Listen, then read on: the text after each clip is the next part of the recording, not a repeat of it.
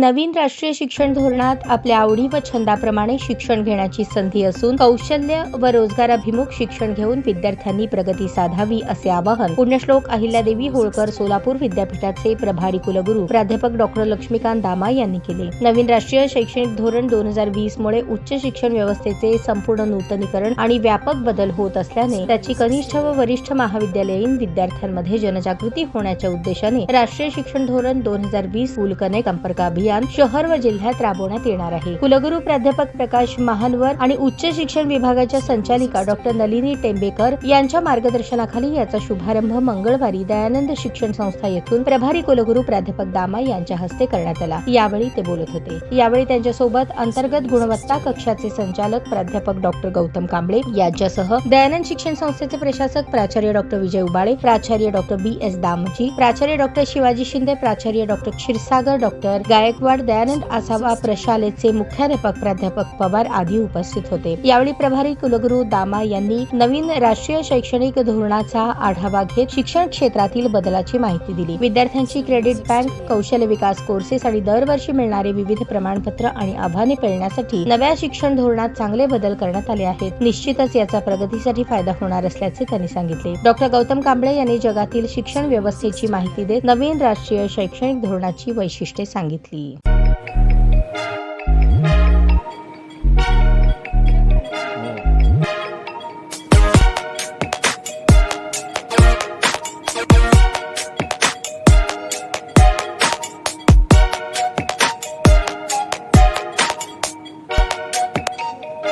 सोलापूर शहरातील सुप्रसिद्ध हॉस्पिटल म्हणजे सेंट्रल मल्टी स्पेशालिटी हॉस्पिटल मागील अनेक वर्षापासून सेवा बजावत आहे। 24 तास इमर्जन्सी सर्व्हिस, मॉडर्न टेक्नॉलॉजी, अनुभवी डॉक्टर्स तसेच अत्याधुनिक तंत्रज्ञान सुविधांनी सुसज्ज स्त्रीरोग प्रसूती विभाग, ऑर्थोपेडिक विभाग, मेडिकल विभाग आणि इतर एकमेव नाव म्हणजे सेंट्रल मल्टी स्पेशालिटी हॉस्पिटल। पत्ता गणेशपेठ शॉपिंग सेंटर, मंगळवार बाजार, सोलापूर।